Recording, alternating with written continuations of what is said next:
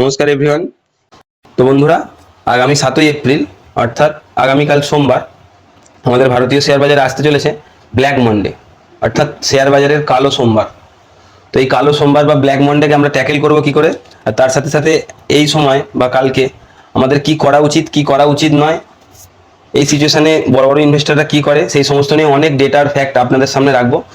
এই ভিডিওতে আপনি যে ডেটা ফ্যাক্ট আর নতুন বিষয়গুলো জানতে পারবেন, এই বিষয়গুলো অন্যান্য আর কোনো বাংলা ফাইন্যান্সিয়াল চ্যানেলে আপনাকে বলবে না। আমি কিছু হাইডেন ফ্যাক্ট দেখাবো, তো অবশ্যই ভিডিওটা দেখতে থাকুন, স্কিপ না করে ভিডিও শেষ অবধি থাকুন। আশা করছি নিরাশ হবেন না, এমন কিছু ডেটা পাবেন যেটা আপনাকে আরও ভালো শক্ত সামর্থ্য ইনভেস্টর হতে ভবিষ্যতে সাহায্য করবে।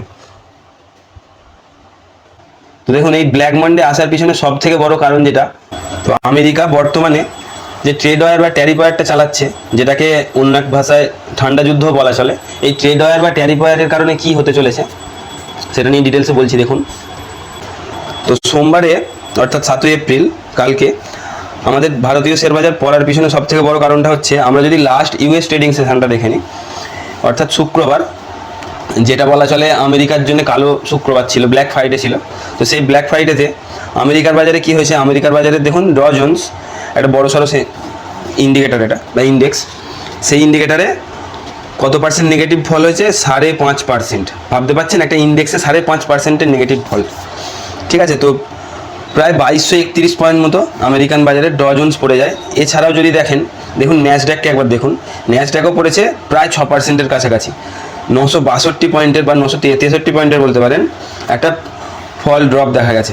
তো একদম অসম্ভব একটা কিছু ঘটে গেছে। তো এর কারণেই সোমবারে আমাদের বাজার খুব মারাত্মকভাবে ক্র্যাশ করতে পারে, অর্থাৎ সেটাকে ব্ল্যাক মানডে বা কালো সোমবারও বলা চলে। তো আমরা এটা কি করে বুঝি যে আমাদের সোমবারে বা আগামী দিনে মার্কেট ফল করতে পারে বা ক্র্যাশ করতে পারে বা কীরকমভাবে খুলবে, সেটা দেখার একটাই ইন্ডিকেটার আমাদের ভারতীয় বাজারে আছে। সবথেকে ভালো ইন্ডিকেটার, দুটো ইন্ডিকেটার আছে, সবথেকে ভালো ইন্ডিকেটার হচ্ছে গিফট নিফটি। তো গিফট নিফটি এখন বর্তমানে ফল দেখাচ্ছে কতটা, এটা আমার দেখুন, এটা আমার কালকে স্ক্রিনশট তোলা। তো গিফট নিফটি ফল দেখাচ্ছে, আজকেও যদি দেখেন প্রায় এইরকমই আছে। গিফট নিফটি ফল দেখাচ্ছে 3.8% মতো, অর্থাৎ 3%-এর উপর মার্কেট খুলতে পারে, অর্থাৎ মারাত্মক একটা বড় সড়ো গ্যাপ ডাউনে মার্কেট খুলতে পারে।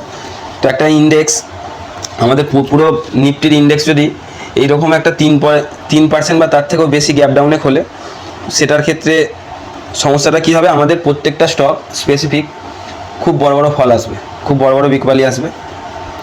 সেটার কারণেই এখন এই মুহূর্তে আমাদের প্যানিক করা উচিত নাকি এই মুহূর্তে অন্য কোনো উপায় আমাদের অবলম্বন করা উচিত, সেটা নিয়ে ডিটেলসে বলছি। দেখুন, তো আমি লাস্ট ভিডিওতে খুব ইম্পর্টেন্ট একটা ডেটা আলোচনা করেছিলাম, চাইলে আপনারা ভিডিওটা এই চ্যানেলে গিয়ে দেখতে পারেন। লাস্ট ভিডিওতে আমি ট্রাম্পের ট্যারিফ নিয়েই খুব ডিটেলসে খুব ভালো ভালো ডেটা রেখেছিলাম আপনাদের সামনে। তো ট্রাম্পের সেই ট্যারিফ লাগানোর পর, সমস্ত দেশের বিরুদ্ধে ট্রাম্প যে ট্যারিফ লাগিয়েছেন, তারপর চায়নাও কী করেছে, চায়না তার রিটেলিয়েশন ট্রেড ওয়ার চালিয়ে দিয়েছে। রিটেলিয়েশন তো হবেই বন্ধুরা, তার কারণ আপনাকে কোনো দেশ খুব মোটাসোটা ট্যাক্স চাপাবে আর আপনি তাকে ছেড়ে দেবেন, এটা তো হতে পারে না। তো চায়নাও একই রকমভাবে আমেরিকার ওপর 34%-এর একটা বড় সড়ো ট্যারিফ ঘোষণা করে দিয়েছে, ঠিক আছে। তো এখানেই ট্রেড ওয়ারের একটা বড় সড়ো যুদ্ধ শুরু হয়ে গেছে বা ট্রেড ওয়ার শুরু হয়ে গেছে। তো চায়নাকে যদি আমরা ভালো করে ডিটেলসে দেখে নিই, দেখুন, তো ইনোভেশনের দিক থেকে বলুন অথবা ম্যানুফ্যাকচারিংয়ের দিক থেকে বলুন, চায়না সারা বিশ্বের থেকে সব থেকে বেশি এগিয়ে আছে, ঠিক আছে। তো চায়নাকে আর এক কথায় ম্যানুফ্যাকচারিং হাব বলা হয়ে থাকার প্রধান কারণটা হচ্ছে, চায়নার থেকে বেশি ম্যানুফ্যাকচার কোনো প্রোডাক্টের কোনো দেশ করতে পারে না। এখনও সমস্ত দেশ চায়নার থেকে ম্যানুফ্যাকচারিংয়ে পিছিয়ে আছে। এছাড়াও চায়নায় যদি আপনি ডিটেলসে দেখেন, চায়না অনবরত তাদের দেশকে ইনোভেশন করে যাচ্ছে, অর্থাৎ নতুন টেকনোলজির সাথে তাদের দেশকে খুব ভালোভাবে যুক্ত করছে এবং ফিউচারের দিকে খুব উন্নতশীলভাবে এগিয়ে যাচ্ছে। চায়না ছাড়া জাপানও আছে, তো চায়নাই সব থেকে বেশি ইনোভেশন করে সারা বিশ্বের মধ্যে। তো চায়নাও ছেড়ে দেওয়ার পাত্র নয়, চায়নাও এই কারণে আমেরিকার বিরুদ্ধে 34%-এর ট্যারিফ লাগিয়ে দিয়েছে। তো এতে করে কী হয়েছে বন্ধুরা, সারা বিশ্বের যতগুলো শেয়ার মার্কেট আছে, সমস্ত শেয়ার বাজারে একটা আনসার্টেনিটি চলে এসছে। মানুষের মনের মধ্যে খুব বড় সড়ো প্যানিক কাজ করছে, ইনভেস্টরদের মনের মধ্যে খুব ভয়ের একটা সঞ্চার ঘটেছে। তো সেই কারণে এখন বর্তমানে প্রত্যেকটা বাজার খুব মারাত্মকভাবে ডাউন ট্রেন্ডে যাচ্ছে, ফল করে যাচ্ছে। দেখুন, এখানে ডেটাটা যদি দেখেন, চায়না ম্যানুফ্যাকচারিং হাব এই কারণেই বলা হয়, কারণ সব থেকে বেশি ওয়ার্ল্ড বিগেস্ট ম্যানুফ্যাকচারিং ইকোনমিক্সের প্যারামিটারে যদি আপনি দেখেন, সেখানে দেখবেন চায়না সব থেকে বেশি এগিয়ে আছে। চায়না 35% ম্যানুফ্যাকচারিং করে সারা বিশ্বের।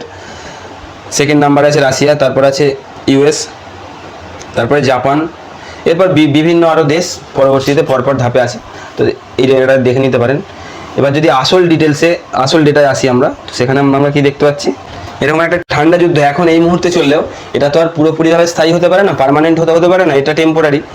আস্তে আস্তে সমস্ত দেশগুলো নেগোসিয়েশনে আসবে, নিজেদের মধ্যে একটা ভালো ভালো চুক্তি বানাবে, এইভাবে ট্রেড ওয়ারটাও থামবে। তো এখন যদি দেখেন মার্কেটের দিগ্গজ বড় বড় ইনভেস্টরদের দেখবেন, অথবা যারা মার্কেট বিশেষজ্ঞ আছে তাদের কথা যদি আপনি দেখেন, তারা দেখবেন তারা কি বলছে। দেখুন এখানে আমি একটা ছোট ছবি খুলে নিয়েছি। এই ছবিটায় সব থেকে বড় দিগ্গজ ইনভেস্টরদের মধ্যে বিজয় কেডিয়াজি আছেন।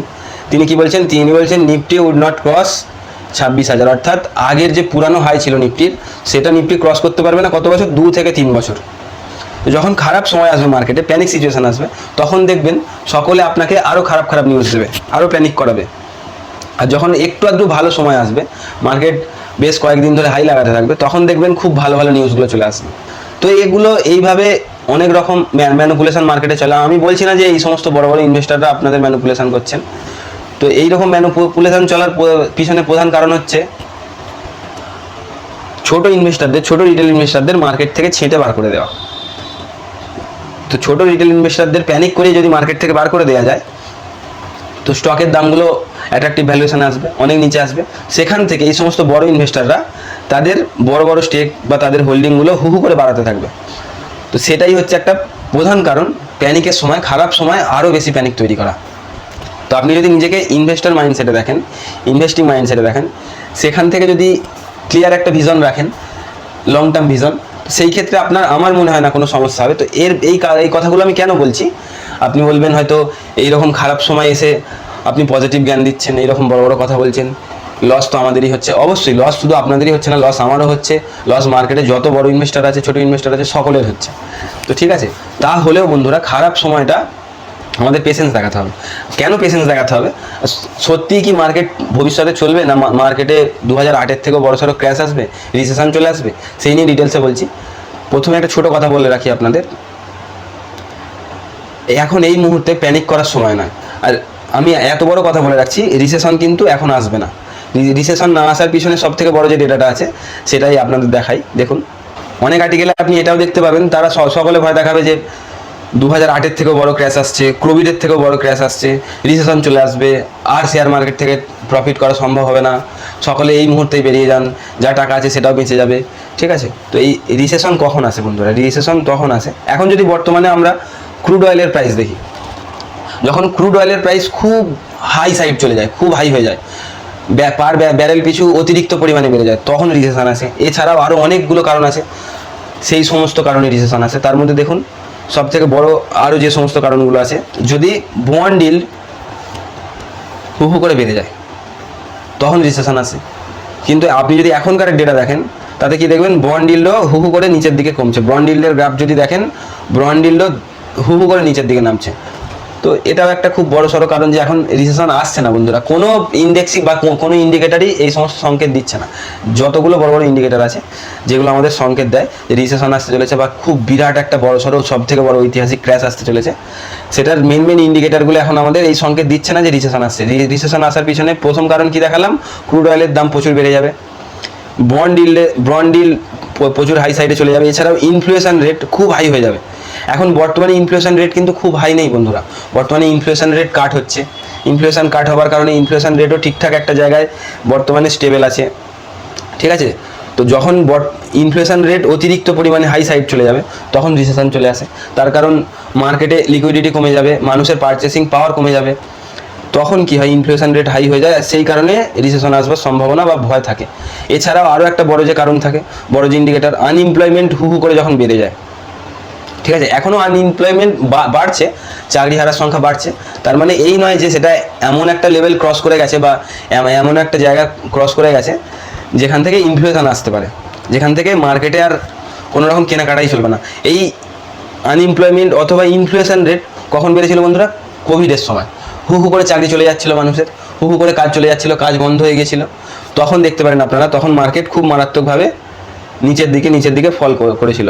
ঠিক আছে, তার পিছনে সব থেকে বড় একটা কারণ হচ্ছে আনএমপ্লয়মেন্ট বেড়ে গিয়েছিল আর ইনফ্লেশন রেট খুব হাই হয়ে গেছিল। মানুষ বাড়ি থেকে বেরোচ্ছিল না, পারচেসিং পাওয়ার কমে গেছিল, মানুষ ভয় পাচ্ছিল, প্যানিক করছিল। এখন সেই রকম কোনো সিচুয়েশন নেই, আমাদের প্রত্যেকটা ইন্ডিকেটর সেই সংকেতটাই দিচ্ছে। এখন না আনএমপ্লয়, এছাড়া আর একটা বড় যে কারণ দেখুন, ইন্টারেস্ট রেট যখন খুব হাই হয়ে যায়। এখন বর্তমানে যদি আপনি দেখেন ইন্টারেস্ট রেট কিন্তু কমেছে, অনেকটা কমেছে। ব্যাংকও ইন্টারেস্ট রেটে কাট করেছে, আমাদের আরবিআই ইন্টারেস্ট রেট কাট করছে। ঠিক আছে, তো এটাও একটা খুব বড় সড়ো সংকেত, খুব বড় সড়ো মেজর ইন্ডিকেটর যে বর্তমানে ইন্টারেস্ট রেট হু করে বাড়ছে না। তো ইন্টারেস্ট রেট না বাড়ার কারণেও আমরা এটা সিওরিটি পেতে পারি যে বর্তমানে রিসেশন কিন্তু আসবে না। এটা একটা টেম্পোরারি কারণ, একটা টেম্পোরারি সময় চলছে, নিউজ বেসিসে মার্কেট চলছে এখন। ঠিক আছে, নিউজ বেসিসে মার্কেট হু করে বেড়ে যাচ্ছে অথবা হু করে কমে যাচ্ছে, এগুলো সব টেম্পোরারি কারণ। আপনাকে খুঁজতে হবে পার্মানেন্ট কোনো একটা বড় মেজর কারণ বা কোনো একটা বড় মেজর রিজন এখন আছে কিনা। এই সময় আমরা প্যানিক করে বেরিয়ে যাওয়া উচিত নাকি এই সময় কিন্তু আপনি যদি দেখেন এই সময় কিন্তু প্রত্যেকটা স্টক খুব ভালো অ্যাট্রাকটিভ ভ্যালুয়েশনে পাওয়া যাচ্ছে। এই ভ্যালুয়েশনের জন্য ইনভেস্টাররা হাঁ করে তাকিয়ে থাকে যখন মার্কেট হাই থাকে। সেই সমস্ত ইনভেস্টাররাই, রিটেল ইনভেস্টাররাই এখন এই মুহূর্তে এখন এত অ্যাট্রাকটিভ ভ্যালুয়েশনে থাকা সত্ত্বেও, এত দারুণ দামে থাকা সত্ত্বেও এখন ভয় পাচ্ছে, প্যানিক করছে। তো এইভাবে মার্কেটকে ম্যানিপুলেশন করা হয়। বড় যে সমস্ত মানে একটা কথা নেই, বড় মাছ সবসময় ফাঁদ কেটে বেরিয়ে যায়, ছোট মাছেরা আটকে যায়। এখন বর্তমানে আমাদের মার্কেটে কিন্তু সেটাই চলছে। বড় যে সমস্ত ইনভেস্টাররা আছে যারা ম্যানিপুলেশন করতে পারে, তারা এই মুহূর্তে এই প্যানিক সিচুয়েশনটাকে কাজে লাগিয়ে আমাদের ডিআইআইকে দেখুন, ডোমেস্টিক ইনস্টিটিউট ইনভেস্টার যারা আছেন, বড় বড় এইচএনআই যারা আছেন, তারা কি করছেন, তারা এখন হু করে বাইং করে যাচ্ছেন। এফআইআই বেঁচে যাচ্ছে, কারণ এফআইআই সারা বিশ্ব মার্কেটে একটা টেম্পোরারি কারণে ফল দেখছে, তাদের একটা শর্ট টার্মের লাভ চাই। হ্যাঁ, যারা আমাদের মার্কেটে, ভারতীয় শেয়ার মার্কেটেও যে সমস্ত ইনভেস্টাররা শর্ট টার্মের ভিশন নিয়ে আসেন, আমি বলবো এই সময়টা কিন্তু তাদের জন্য নয়।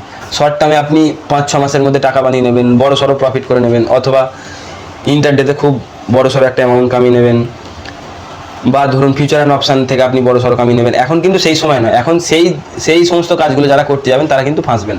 আমি বারবার বলে রাখছি, এখন লং টার্ম ভিশনে যারা ইনভেস্টিং করে, এখন তাদের সময় স্টেক বাড়ানোর, নিজের হোল্ডিং ইনক্রিজ করার। এই এত ভালো সুবর্ণ সুযোগটা আমি বলছি বন্ধুরা, ভবিষ্যতে আর কখনো পাবেন না। অবশ্যই এখানে কোনো বাইং সেলিং রিকমেন্ডেশন আমি দিচ্ছি না, তার কারণ আমি সেবির রেজিস্টার্ড কোনো বিশেষজ্ঞ নই। তো আমি সমস্ত ডেটার ফ্যাক্ট নিয়ে আপনাদের সামনে রাখছি, আপনারা আপনাদের সিদ্ধান্ত নিজেরা নিন। তো আপনাদের কাছে অনুরোধ করছি, রিকোয়েস্ট করছি, আপনারা এই সময় প্যানিক করে মার্কেট থেকে বেরোবেন না, এই সময়টাকে কাজে লাগান। যত বড় বড় ইনভেস্টারদের বক্তব্য যদি দেখেন, আমাদের ওয়ারেন বাফেটের বক্তব্য যদি দেখেন, স্যার ওয়ারেন বাফেটও বলেন যে যখন সকলে গ্রিডি হয়ে যায় তখন আপনাকে ফেয়ারফুল হওয়া দরকার, আর যখন সকলে ফেয়ারফুল হয়ে যায় তখন আপনাকে গ্রিডি হওয়া দরকার। অর্থাৎ যখন সমস্ত মার্কেটে নেতিবাচক দিক দেখবেন তখন আপনাদের ইতিবাচক ভাবনা হওয়া উচিত, আর যখন সমস্ত দিকে ইতিবাচক দিক দেখবেন তখন আপনাদের নেতিবাচক চিন্তা ভাবনা করা উচিত। অর্থাৎ যখন মার্কেট হাই হয়ে যায় তখন আপনার এই জায়গায় ভয় পাওয়া উচিত, কিন্তু মানুষ কী করে, মানুষ এই জায়গাতেই বেশি ওভার ব্রড মাইন্ডেড হয়ে যায় যে আমি আরও কিনবো, আরও বেড়ে যাবে, আরও কিনবো, আরও বেড়ে যাবে। কিন্তু না বন্ধুরা, এই সময়টাই ভয় পাওয়া উচিত, কারণ এই সময় সমস্ত কিছু স্ট্রেচেবল হয়ে যায়, সমস্ত কিছু হাই সাইডে চলে যায়, এখান থেকেই কিন্তু ফলটা আসে। ঠিক আছে, আর এই জায়গায় যখন ফল চলে এসছে তখন মার্কেট মানুষকে বা ইনভেস্টারদের গ্রিডি হওয়া উচিত, এই জায়গায় লোভ করা উচিত, এই জায়গায় কেনা উচিত। কিন্তু এখনই মানুষ ভয় পাচ্ছে। তো আশা করছি আপনারা ভয় পাবেন না, মার্কেটে থাকবেন, ভালো থাকবেন। তো এই ব্ল্যাক ফ্রাইডে বলুন, ব্ল্যাক মন্ডে বলুন, এই সমস্ত কিছু টেম্পোরারি রিজন মার্কেট থেকে চলে যাবে। এই সময় প্যানিক না করে এই সময় নিজের হোল্ডিং বাড়ানোর চেষ্টা করুন, আর ভালো ভালো স্টক আইডেন্টিফাই করুন, ভালো ভালো কোম্পানি আইডেন্টিফাই করুন, যেটা লং টার্মে আপনাকে খুব বড়সড় একটা ওয়েলথ ক্রিয়েশনের দিকে নিয়ে যাবে, খুব বড়সড় একটা ওয়েলথ ক্রিয়েট করে দেবে। তো ইনভেস্ট বন্ধু দেখতে থাকুন।